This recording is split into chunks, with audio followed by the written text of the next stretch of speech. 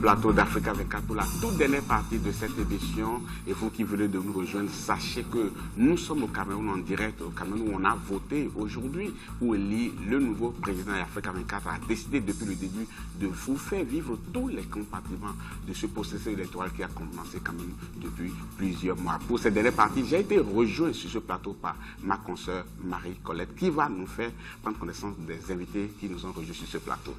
Marie-Colette, bonsoir. Bonsoir Babelas. Bonsoir Nobert Bellinga. Bonsoir madame. Vous êtes représentant du parti du candidat Paul Biya. Bonsoir à vous Jean-Claude Soptieux. Bonsoir Marie-Colette. Vous êtes représentant du candidat Adamou Damjoya. Tout à fait. Bonsoir à vous Émile Bindi. Bonsoir Marie-Colette. Vous êtes représentant du candidat Cabralibi. Tout à fait. Et bonsoir à vous Emmanuel Nandiga. Vous êtes chef de mission IPAA, Institut panafricain d'assistance électorale. Merci Marie-Colette. Et pour la toute dernière partie de cette émission, nous avons décidé de nous poser la question sur les chantiers qui attendent le futur président. Et avant d'en débattre sur ce plateau, nous allons regarder un élément d'illustration et un élément, c'est un reportage signé Marie-Colette Kamseux. À l'aube d'un nouveau septennat, plusieurs chantiers attendent le prochain président du Cameroun. Les plus urgents, qui relèvent de la sécurité, s'imposent dans un contexte où le Cameroun est engagé sur plusieurs fronts. La crise dans les régions du nord-ouest et du sud-ouest, par exemple, a posé des problèmes d'identité qui remettent en cause la forme de l'État. Lorsque vous regardez le problème dans les deux parties anglophones du pays, on peut être sûr que quel que soit le président élu, il va mener des actions prioritaires là-bas, à la fois pour faire taire les sécessionnistes, puisque la mission d'un président, c'est d'abord de défendre l'intégrité territoriale, mais aussi pour engager des réformes et un dialogue avec l'ensemble des forces politiques du pays. Pour impulser le développement, plusieurs projets dits structurants ont été lancés. Des barrages hydroélectriques, d'importants projets routiers comme l'autoroute Douala-Yaoundé doivent pouvoir être menés à terme. Mais la plupart des grands projets ici n'ont pas été, je veux dire, bien réalisés. Les grands barrages, Mekine, Mevele, Lompanga ne sont jamais rentrés en service. Le port autonome de Kribi, ce n'est pas ce qui avait été promis à la base. Le deuxième port sur le Vouri, pour ne citer que ces quelques cas. Donc on a un gros mal avec la gestion des gros projets au niveau de l'attribution des marchés publics, parce que la gabégie et le gaspillage a trouvé son lit au Cameroun. Nous sommes les champions toutes catégories dans le monde, en Afrique essentiellement. Sur le plan sportif, il faudra surtout, pareil au plus urgent, l'organisation de la Coupe d'Afrique des Nations qui doit se tenir au Cameroun en juin 2019. De nombreuses infrastructures, dont 2 grands stades, sont encore en construction. En 4 ans, le Cameroun n'a pas beaucoup avancé sur la réalisation des chantiers importants, notamment les chantiers des stades. Il y a des infrastructures connexes, notamment les routes, les aéroports qu'il faut assez rapidement faire, et même les télécommunications. Et le dernier élément de mon point de vue relève de la communication et de l'absence du marketing international autour de la Coupe d'Afrique des Nations 2019. Au plan social, la professionnalisation des enseignements pour une meilleure adéquation formation-emploi demeure une nécessité. Dans le domaine de la santé, le prochain président devra travailler à garantir un meilleur accès aux soins pour toutes les populations. Pour ce faire, il est surtout nécessaire d'enrayer la corruption qui paralyse de nombreux services et administrations dans le pays. C'était un sujet de Corinne Kamseux. Alors, monsieur Émile Binzi, quels sont selon vous les chantiers prioritaires du futur président?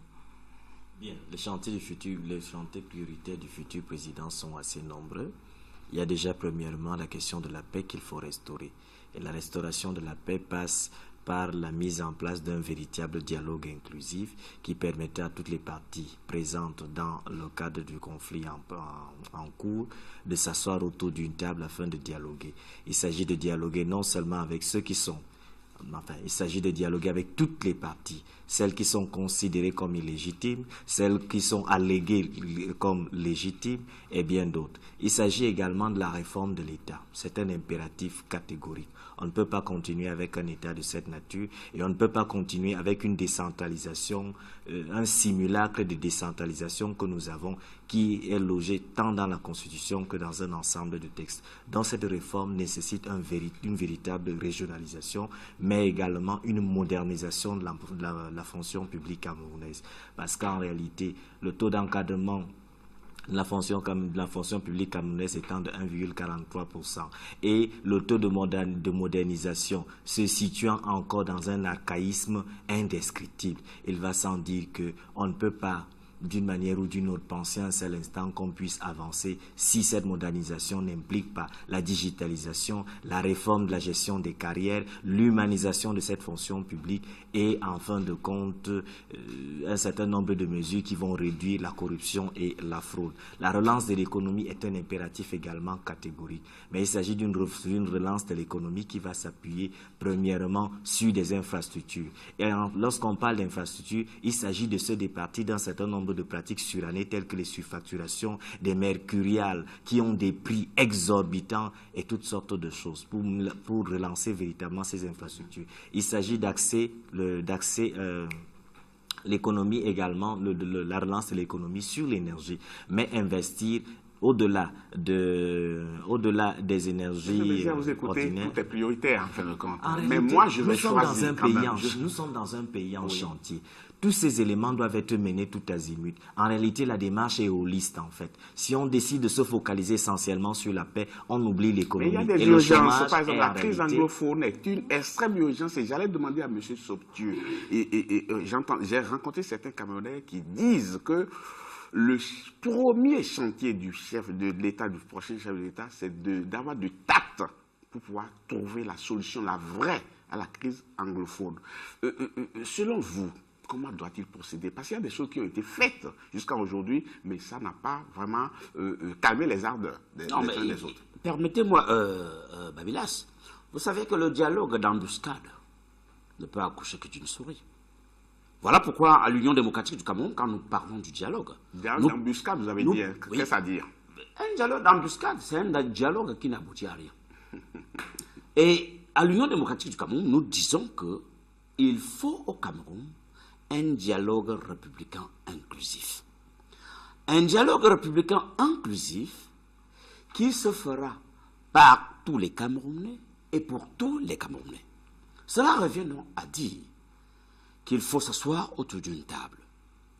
Et pour s'asseoir autour d'une table, nous avons 3 entités qu'il faut prendre en compte. Il y a les représentants de l'administration ou des pouvoirs publics, les représentants des formations politiques, les représentants de la société civile et les représentants du secteur privé. Il faudrait que ces différents acteurs puissent se mettre ensemble pour questionner toute la thématique concernant la crise sociopolitique que traverse actuellement le Nord-Ouest et le Sud-Ouest. Si le problème du dialogue républicain inclusif peut être résolu, le deuxième chantier, ce sera le chantier de l'emploi de la jeunesse. Il faudrait nécessairement, et en ce qui concerne l'UDC, créer environ 2 millions d'emplois nouveaux. Et les 2 millions d'emplois nouveaux vont se faire dans une période de 3 ans. Peut-être qu'on va me poser la question de savoir où viendra de l'argent pour financer les 2 millions d'emplois. Le constat que l'on peut faire sur ce plateau, c'est que l'État du Cameroun, en l'état actuel des choses, n'a plus les capacités, n'a plus la capacité nécessaire pour être un État providentiel. Ce qui suppose que dans le chantier de la construction de la République, il faut associer les différents partenaires que sont le secteur privé, que sont les structures infra-étatiques, que sont le secteur, la société civile, qu'ils soient mis ensemble pour implémenter les différentes stratégies qui vont non seulement permettre de produire la plus-value, mais qu'également en produisant la plus-value, que ces différents acteurs arrivent à booster le taux de croissance économique à 2 chiffres. Merci, M. Sautier. Marie-Colette a une question pour M. Bellinga. Monsieur Bellinga, sur le dialogue, quelle sera la touche à donner? La touche nouvelle, quoi. Si c'est votre candidat qui gagnait, bien entendu. Oui, mais je pense qu'il faut pas considérer la question du dialogue comme une modalité exclusive des autres. Donc, il faut dire que on a donc besoin d'abord, au titre des chantiers urgents, de résoudre la question anglophone. Bien entendu, le dialogue fait partie d'une des modalités des résolutions de cette crise, mais pas seulement le dialogue, puisqu'il faut mettre en place toutes les conditions qui permettent que ce dialogue puisse déboucher sur la paix. Voyez-vous, cette crise qui perdure... Mais vous reconnaissez quand même que l'approche actuelle n'a pas abouti. On ne peut pas le dire parce que notre candidat, le président Paul Biya, combine toutes ces approches, des approches de fermeté qui sont nécessaires, puisque l'État doit rétablir l'ordre au regard des dévastations et de l'impact économique négatif de cette crise, au regard de l'effet d'éviction du système scolaire qu'il a sur nos enfants, sur nos parents. Donc, le président de la République est engagé à la résolution de cette crise et aucune des alternatives n'est de trop pour pouvoir résoudre cette crise. Monsieur Nabinga, je sais que vous n'êtes pas d'origine camerounaise, vous êtes venu en mission d'observation, mais je sais que vous avez quand même quelques craintes quand vous allez dans un pays où il y a quelques foyers de tension. Et je suis sûr que ça a été le cas ici, mais en même temps, vous avez votre approche. Vous voyez aussi ce qui a été fait jusque-là. Sur quoi faudrait-il mettre l'accent désormais pour régler cette crise anglophone? Et après, on parlera de terrorisme au nord. La paix est une nécessité absolue dans un pays. Et je sors d'un pays, on connaît le prix. Et je dirais simplement que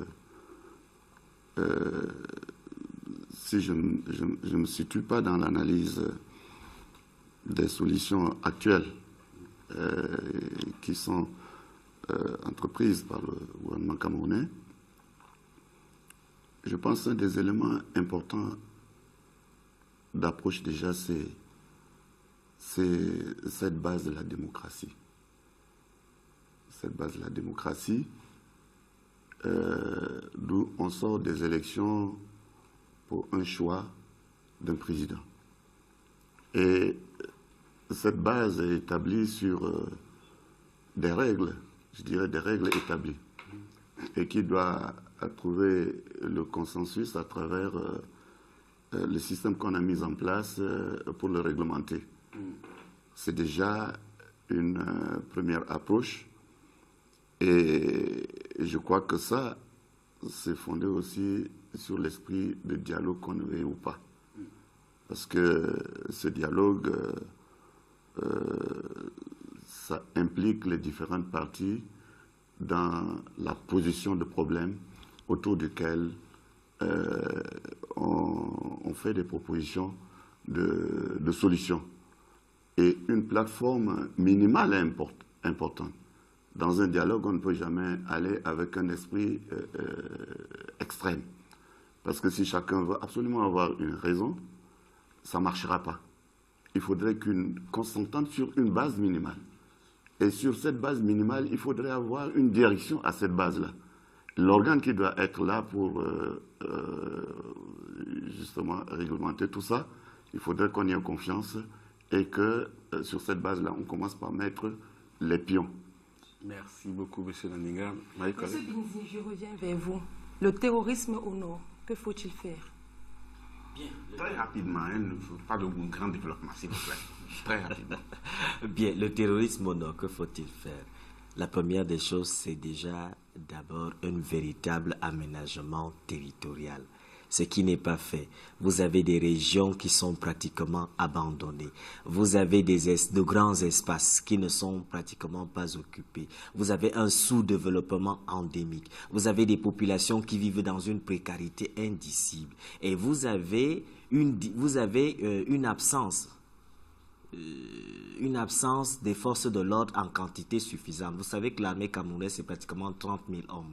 Et sur les 30 000 hommes, lorsque vous avez une bonne partie dans la zone anglophone, ce qui reste au nord n'est pas suffisant pour quadriller systématiquement toute cette zone. Ce qui permet donc qu'il y ait des poches, qui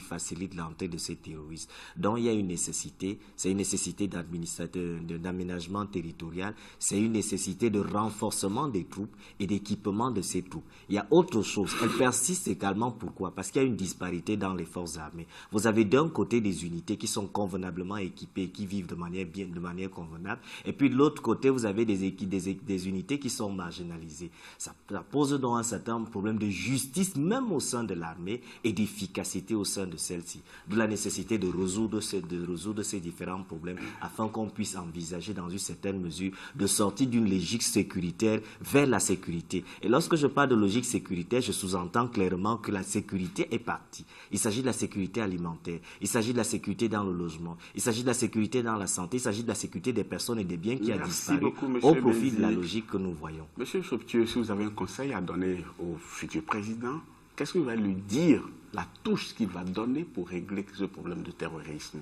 Oui, je pense que, monsieur Babilas, ce qui me semble fondamental, c'est qu'il faut élaborer une plateforme mobilisatrice de tous les Camerounais et toutes les Camerounaises autour du dialogue en interne comme en externe. Et que le retour de la confiance soit la chose la mieux partagée pour que les stratégies qui vont permettre de lutter contre Boko Haram soient perçues et conçues pour une activité ou bien pour des actions en interne comme en externe.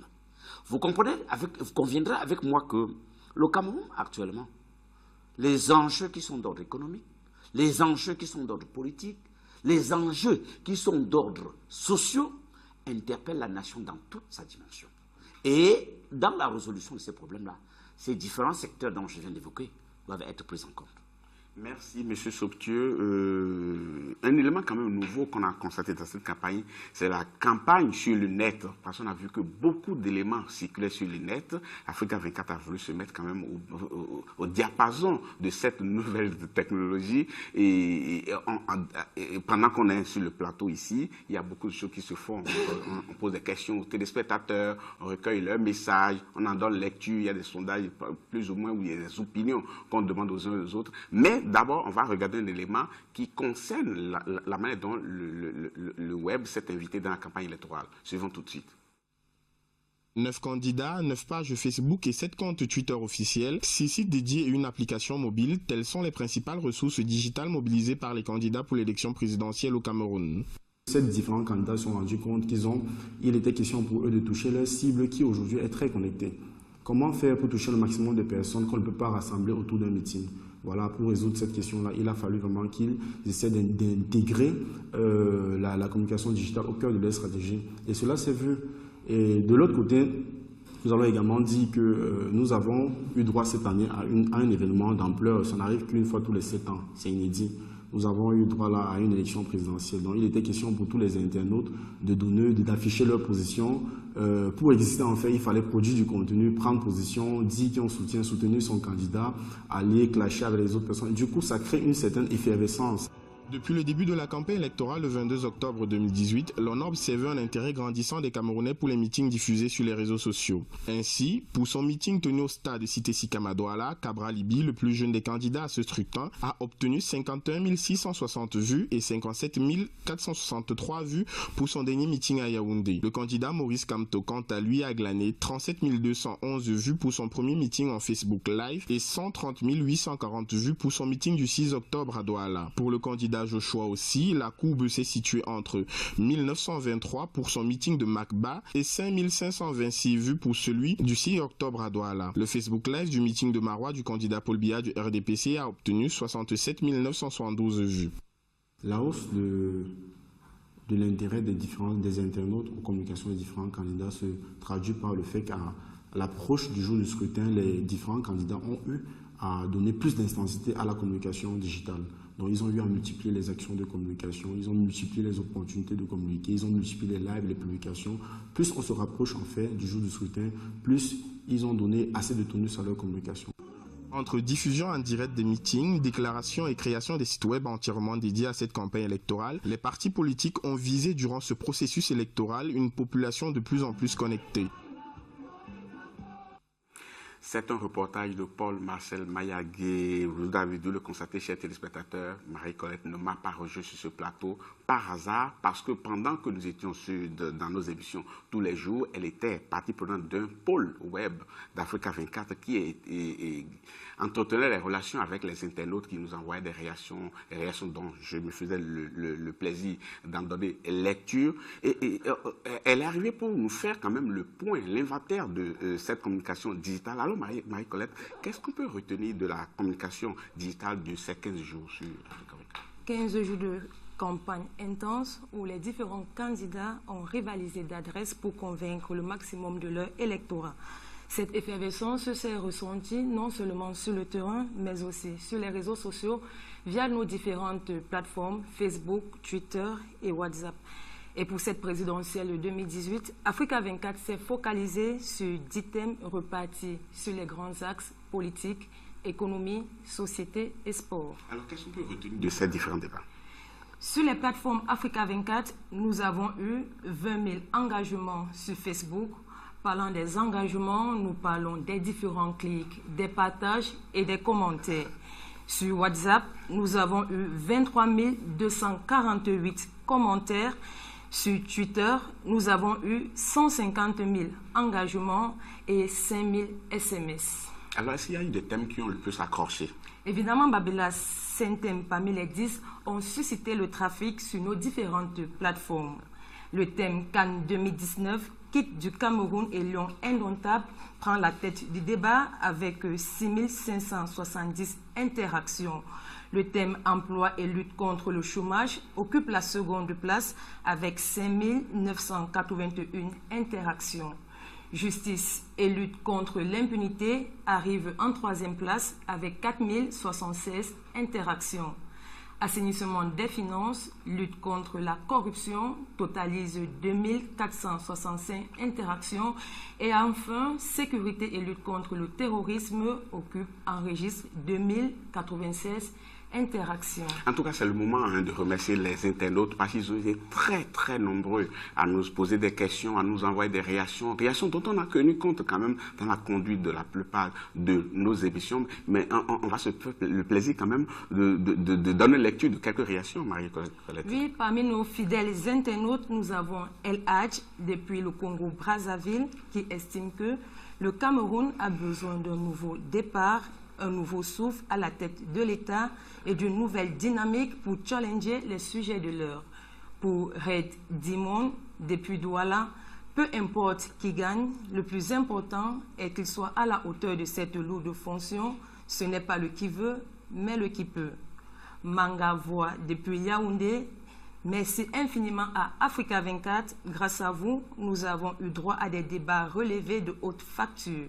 Merci pour votre professionnalisme. Et votre bonne fin vous-même? Alors, Babelas, Africa 24 remercie toute la communauté camerounaise qui a été très active sur notre hashtag A24 présidentiel CMR 2018, ainsi que toutes les personnes qui ont réagi tout au long de cette couverture spéciale d'Africa 24. Merci beaucoup, Marie-Colette. On va faire un dernier tour de table pour dire au revoir à nos téléspectateurs. D'abord, M. Belinga, le plus dur commence, disions-nous, parce que dans les pays où il y a eu des foyers de tension post-électoraux, c'est surtout après le vote, ce n'est pas pendant le vote. Par conséquent, il va de la responsabilité de chaque citoyen. Si vous avez un conseil à donner à vos compatriotes, qu'est-ce que vous allez leur dire? Juste, permettez-moi avant d'arriver à ce conseil, après avoir suivi cet élément, de relever que notre président, le président Paul Biya, avait déjà été le premier homme politique par rapport à sa vision, à appeler les Camerounais à se saisir des immenses possibilités offertes par la transition numérique. Il faut donc se féliciter que les Camerounais, les candidats... Voilà, donc, allez à ma question rapidement. Votre question, c'est de dire que d'appeler tous les candidats, tous les partis politiques, tous les acteurs du jeu électoral à s'inscrire, comme ils l'ont fait jusqu'ici, dans le respect strict des prescriptions constitutionnelles, légales et réglementaires qui organisent le scrutin. Nous sommes parvenus à une étape majeure, mais le processus est loin d'être terminé puisque nous avons des organes spécialisés LECAM qui se saisissent des heures de la question pour procéder au décompte des votes, transmettre les procès-verbaux aux différents stades de vérification que constitue la commission départementale de supervision des votes, la commission nationale de recensement général des votes et bien entendu la Cour constitutionnelle qui doit, en vertu des dispositions constitutionnelles, arrêter et proclamer les résultats. Donc nous ne pouvons qu'inviter tous les acteurs du processus électoral à ce respect des règles électorales et pour que cette élection soit un moment fort de la vie démocratique de notre pays. Merci, M. Bellinga. Marie-Colette a une question pour M. Somptueux. Monsieur Somptueux, quel conseil donnez-vous aux Camerounais pour que tout se passe dans des bonnes conditions? Face aux règles de jeu électoraux d'embuscade, face à une constitution qui ne répond pas aux principes de la démocratie, l'enjeu de l'élection du 7 octobre 2018 ne saurait être un enjeu sécuritaire où l'ordre doit régner par tous les moyens. L'enjeu pour cette élection du 7 octobre 2018 n'est non plus un enjeu d'alternance où il faut que par tous les moyens tout change. L'enjeu de cette élection est un enjeu de paix qui nous interpelle, tous les Camerounais que nous sommes, à reconstruire notre pays par nous tous, à reconstruire notre pays pour nous tous. Un appel, M. Somptueux, rapidement, s'il vous plaît, à vos compatriotes, pour que tout... Un appel. Je dis donc aux Camerounais, tous ensemble, mobilisons-nous, n'est-ce pas, pour construire la République en sauvant la République. Merci beaucoup. Et vous, M. Émile Bindi, quel conseil donnez-vous aux Camerounais pour que tout se passe dans de très bonnes conditions? Bien, nous demandons aux Camerounais d'être vigilants, de rester concentrés et au-delà de cela, d'être suffisamment responsables et légalistes. Parce qu'il y a des appels au soulèvement, au descendre dans la rue, aux revendications qui sont en train d'être lancées de part et d'autre et même dans les réseaux sociaux. Et voilà pourquoi nous demandons aux uns et aux autres de ne pas ajouter un autre conflit à ceux qui existent déjà. La présidence n'est pas l'horizon indépassable de la paix. Il est clair et évident que si nous voulons construire un Cameroun prospère, il est important que les Camerounais comprennent que la paix est l'élément fondamental.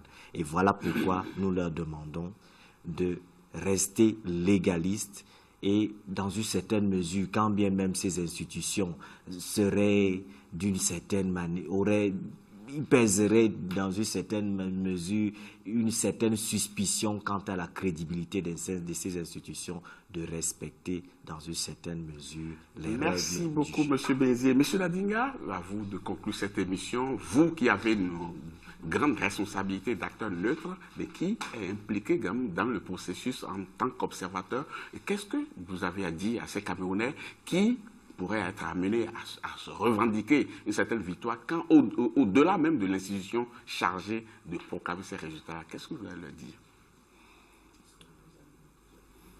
J'ai entendu ici plusieurs responsables politiques reconnaître qu'il y a des efforts, des progrès qui ont été faits dans le sens de la démocratie et le système électoral qui a été mis en place. On félicite et demande des corrections.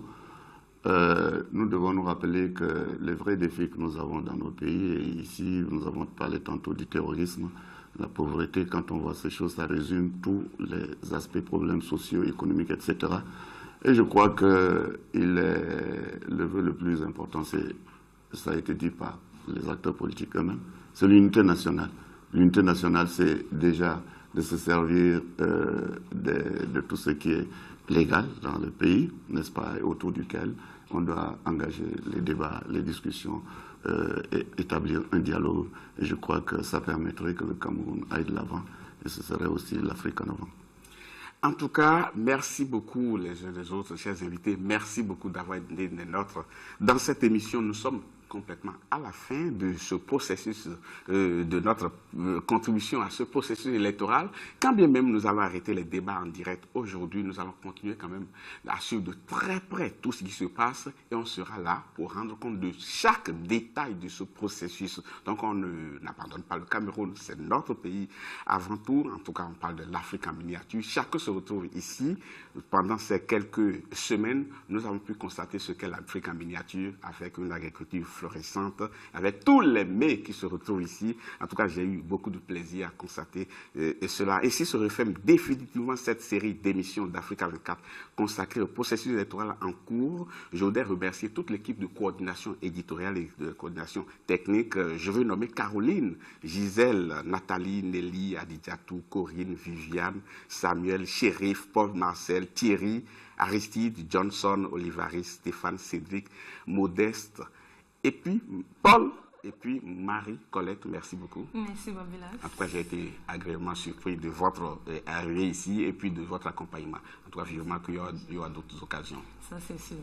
Merci, merci. À cet instant, je voudrais quand même marquer un petit arrêt pour rendre un hommage mérité à une personne très importante, à la personne la plus importante de ma vie.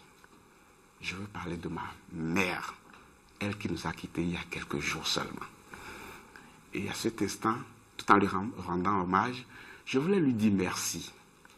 Merci de ce qu'elle a fait de moi. Merci pour ce qu'elle a fait de nous, ses enfants.